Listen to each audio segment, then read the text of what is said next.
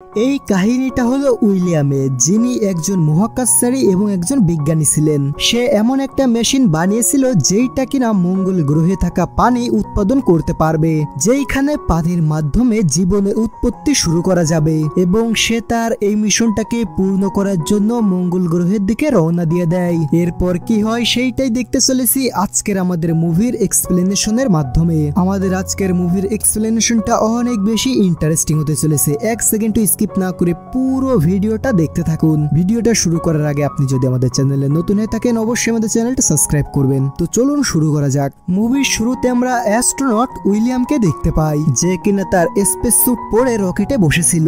আসলে সে একা একাই পৃথিবী থেকে মঙ্গল গ্রহের উদ্দেশ্যে রওনা দিয়েছিল, এবং সে যদি মঙ্গল গ্রহে ঢুকতে পারে তাহলে সেই প্রথম ব্যক্তি হবে যে কিনা মঙ্গল গ্রহে পা রাখছে। সে রকেটে বসেছিল এবং তার মনে হাজার প্রশ্ন আসতে শুরু করে। আজকে পুরো দুনিয়ার নজর শুধুমাত্র তার দিকেই ছিল। এরপর তার মিশন শুরু হয়ে যায় এবং কিছুক্ষণের মধ্যেই তার রকেটটা লঞ্চ করে। রকেটটা লঞ্চ করার কিছু ঘন্টার মধ্যেই সে পৃথিবীর কক্ষপথে প্রবেশ করে। এরপর তার যে স্পেসশিপ যেটা একটা রকেটের ভিতর ছিল সেইটা সেই রকেটটা থেকে আলাদা হয়ে যায়, এবং সে এইখানে এইটা ধারণা করছিল এইখান থেকে তার মঙ্গল গ্রহে পৌঁছাতে 270 দিন সময় লাগবে। এরপর সে তার স্পেস স্যুটটা খুলে ফেলে এবং সে সেইখানে ঘুরতে শুরু করে। তার মনে এইখানে অনেক রকম প্রশ্ন আসছিল যে সে আদেও মঙ্গল গ্রহে টিকতে পারবে নাকি পারবে না। কিন্তু কিছুক্ষণের মধ্যেই তার মাইন্ড এইখানে পুরো ফ্রেশ হয়ে যায়, কারণ সে স্পেসশিপের জানালা দিয়ে পৃথিবীটাকে দেখছিল, যেইটাকে দেখতে অনেক অনেক সুন্দর লাগছিল, এবং সে পৃথিবীকে দেখে অনেক অনেক বেশি ইমোশনাল হয়ে পড়তে থাকে।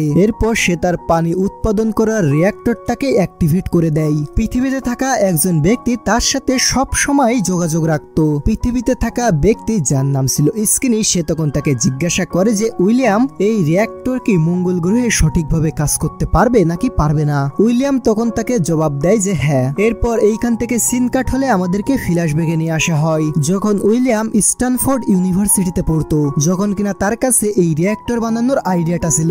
সে তখন তাদের সবাইকে বলে যে সে এই রিঅ্যাক্টরটার মাধ্যমে বালি এবং ময়লা সংকুচিত করে এরপর সেইটার ভিতর অক্সিজেন এবং হাইড্রোজেন মিশ্রিত করে এর সাথে আর কিছু কেমিক্যাল দিয়ে বিক্রিয়া ঘটালে সেইখান থেকে পানি উত্তোলন হতে শুরু করবে, এবং সে এইটার মাধ্যমে বালি থেকে পানি তৈরি করতে পারে। এবং সে তার এই লক্ষ্যটাকে পূরণ করার জন্যই মঙ্গল গ্রহে যাচ্ছিল। এরপর এইখান থেকে সিন কাট হলে আবার আমরা স্পেসশিপে ফিরে আসি। এরপর স্পেসশিপে আস্তে আস্তে উইলিয়ামের অনেক দিন কেটে যায়। এরপর সে তার রিঅ্যাক্টর থেকে পানিকে প্রডিউস করে। এরপর সে তার মহাকাশযানে কিছু গাছপালা জন্ম দেয়। এটাও তার একটা লক্ষ্য ছিল, এবং সে এটাও ভাবছিল যে সে তার রিঅ্যাক্টরটা থেকে পানি উৎপাদন করে পুরো মঙ্গল গ্রহে এই চারাগুলোকে লাগিয়ে দিবে এবং মঙ্গল গ্রহকে পৃথিবীর মতো সবুজ শ্যামল করে তুলবে, যাতে করে মানুষ সেইখানে গিয়ে বসতি স্থাপন করতে পারে এবং পৃথিবী ধ্বংসের হাত থেকে বাঁচতে পারে। এরপর সে মহাকাশ থেকে পৃথিবীতে লাইভ করে এবং সেইখানে অনেক অনেক লোক তার লাইভে জয়েন হয়। উইলিয়াম তখন তাদের সাথে কথা বলছিল। পৃথিবী থেকে নানা মানুষ তাকে নানা ধরনের প্রশ্ন করছিল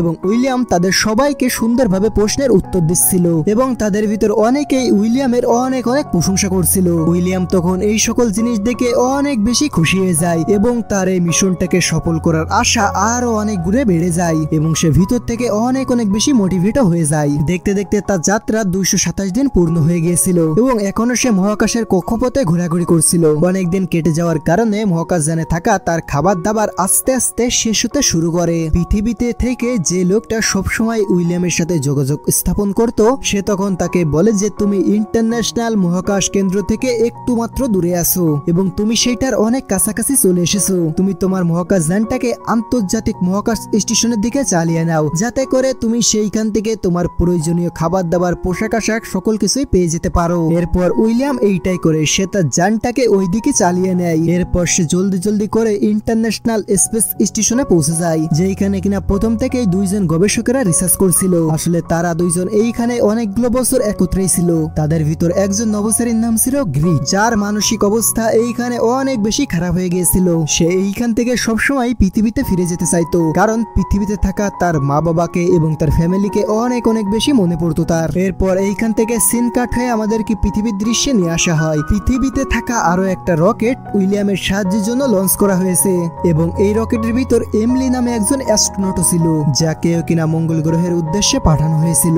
এরপর উইলিয়াম আন্তর্জাতিক মহাকাশ স্টেশন থেকে তার প্রয়োজনীয় সকল জিনিসপত্র নিয়ে সেইখান থেকে মঙ্গল গ্রহের উদ্দেশ্যে আবারও রওনা দিয়ে দেয়। এরপর সে প্রতিদিনই তার মহাকাশযানে থাকা গাছগুলিকে পানি খাওয়াতো, যাতে করে সেই গাছগুলোর বৃদ্ধি আরো ভালোভাবে হতে পারে। সে যতই মঙ্গল গ্রহের দিকে এগিয়ে যাচ্ছিল ততই তার কমিউনিকেশনের মধ্যে কিছু ত্রুটি আসছিল, যার কারণে কন্ট্রোল রুমের সাথে তার যোগাযোগ সম্পূর্ণভাবেই বিচ্ছিন্ন হয়ে যায়। এবং অন্যদিকে এমলি, যে কিনা মঙ্গল গ্রহে আসছিল, তার সাথেও তার কমিউনিকেশন এইখানে ডিসকানেক্ট হয়ে যায়। উইলিয়াম তখন অনেক চেষ্টা করে এইটাকে ঠিক করার, কিন্তু সে পারে না। এরপর সে আবার চেষ্টা করে এবং এইবার সে সফল হয়ে যায়। এরপর জলদি এমলিও তার সাথে যোগাযোগ করে। এমলি তখন উইলিয়ামকে বলে আমার স্পেসশিপে কোনো একটা সমস্যা হয়েছে। তারপর উইলিয়াম তার কাছ থেকে তার স্পেসশিপের সমস্যার বর্ণনা শুনে তাকে আইডিয়া দেয়, যার ফলে এমলি তার স্পেসশিপটাকে ঠিক করে ফেলতে পারে। এরপর সবাই একসাথে স্বস্তির নিঃশ্বাস ফেলে। এরপর আমরা দেখতে পাই উইলিয়াম যখন তার স্পেসশিপটাকে আরো বেশি শক্তি প্রদান করার জন্য মহাকাশ স্টেশন থেকে আনা কিছু শক্তি তার স্পেসশিপে দেয়, তখন সেইখানে ভয়ানকভাবে বিস্ফোরিত হয়, যার কারণে তার যে রিঅ্যাক্টরটা ছিল যেটা কিনা পানি উৎপাদন করত, সেইটা পানি উৎপাদন করা বন্ধ করে দেয়। এইটার কারণে সে অনেক বড় একটা সমস্যার মধ্যে পড়ে যায়, কারণ সে জানতো যে বিনা পানিতে সে এইখানে কোনোভাবেই সার্ভাইভ করতে পারবে না। এরপর সে তার কাছে থাকা অন্যান্য সকল জিনিস থেকে পানিগুলোকে সংগ্রহ করতে শুরু করে দেয়, কিন্তু সেইখানে অনেক কম পানি ছিল। সে গাছপালা থেকে সকল পানিগুলোকে একটা পাত্রে সংগ্রহ করে নেয়। এরপর পৃথিবী থেকে তার কাছে কল আসে। সে তখন তাকে জিজ্ঞাসা করে যে তোমার কি ওইখানে সকল কিছু ঠিকঠাক চলছে? উইলিয়াম তখন তাকে মিথ্যা বলে যে আমার স্পেসে সবকিছুই ঠিক আছে, তোমরা কোনো চিন্তা করো না। এরপর পৃথিবীতে থাকা ব্যক্তিটি তখন উইলিয়ামকে বলে যে এমলির স্পেসশিপে কোনো একটা সমস্যা হয়েছে, যার কারণে এমলিকে পৃথিবীতে ব্যাক আনা হচ্ছে। কিন্তু উইলিয়াম তার স্পেসশিপের বিষয়ে তাকে কোনো কিছুই বলতে চাচ্ছিল না, কারণ সে ভালো করেই জানে যদি সে তার স্পেসশিপের গড়বড়ের কথা তাকে বলে দেয় তাহলে তাকেও পৃথিবীতে ব্যাক আনা হবে। এবং সে এইখানে আসতে অনেক পরিশ্রম করেছে, যার কারণে সে তার মিশনটাকে সম্পূর্ণ না করা পর্যন্ত পৃথিবীতে ফিরে যেতে চাইছিল না। পৃথিবীতে থাকা ব্যক্তিটির সাথে কথা বলা শেষে সে তার রিঅ্যাক্টরটাকে ঠিক করতে শুরু করে। সে দ্বিতীয়বারের মতো তার রিঅ্যাক্টরটাকে অন করে, কিন্তু সেইখানে বিশাল বড় একটা বিস্ফোরণ হয়, যেখানে তার রিঅ্যাক্টরটা একেবারেই ধ্বংস হয়ে যায়। উইলিয়াম তখন অনেক বড় একটা ধাক্কা খায় এবং সে পুরোপুরি মানসিকভাবে ভেঙে পড়ে। সে তখন তার মাথা দেয়ালে ঠুকে ঠুকে আঘাত করতে থাকে। এর কিছুক্ষণ পর আবারও স্কিনি তাকে ফোন করে, কিন্তু এইবার উইলিয়াম তাকে সত্যি কথা বলে দিতে বাধ্য হয় যে তার এইখানে সমস্যা হয়েছে এবং তার রিঅ্যাক্টরটাও কাজ করা অফ করে দিয়েছে। এবং সে এইটার সাথে সাথে এটাও বলে যে আমার স্পেসশিপের পাওয়ার অনেক বেশি কমে গিয়েছে এবং স্পেসশিপটা এখন ব্যাকআপ পাওয়ারে চলছে। স্কিনি তখন তাকে বলে যে তুমি পৃথিবীতে ফিরে এসো, এবং এইটা বলার সাথে সাথেই তাদের কনভারসেশনটা এইখানে ডিসকানেক্ট হয়ে যায়, কারণ মহাকাশযানের শক্তি এখন অনেক বেশি কমে গিয়েছিল এবং উইলিয়ামের কাছে এখন দুইটা পথ খোলা ছিল। সে কি তার কাছে থাকা পৃথিবীতে ফিরে যাবে, নাকি সে মঙ্গল গ্রহের উদ্দেশ্যে যাবে, যেটার জন্য সে এত দিন ধরে পরিশ্রম করে এসেছে এবং স্বপ্ন দেখে এসেছে। সে জানতো যে যদি সে অটো পাইলট মুড অন করে তাহলে সে পৃথিবীতে ফিরে যেতে পারবে, কিন্তু এইখানে সে সিদ্ধান্ত নেয় যে একবার যেহেতু সে এইখানে চলে এসেছে সেহেতু সে আর পৃথিবীতে তার মিশন শেষ না করা পর্যন্ত ফিরে যাবে না। এই জন্য সে ম্যানুয়ালি স্পেসশিপটাকে মঙ্গল গ্রহের দিকে ঘুরিয়ে দেয়। সে এইখানে এটাও জানতো না যে সে আদেও মঙ্গল গ্রহেতে পৌঁছাতে পারবে নাকি পারবে না। এরপর স্পেসশিপের বাকি অংশে যত পাওয়ার ছিল সেই সকলগুলোকে এক জায়গায় করে সে পুরো পাওয়ারটা ইঞ্জিনের ভিতর দিয়ে দেয়। এরপর সে আবারও স্ক্রিনের সাথে দ্বিতীয়বারের মতো যোগাযোগ স্থাপন করতে সক্ষম হয়। স্ক্রিনে তখন তাকে বোঝানোর চেষ্টা করে যে তোমাকে পৃথিবীতে ফিরে আসা দরকার, কিন্তু উইলিয়াম এখানে তার কোনো কথাই কান দেয় না।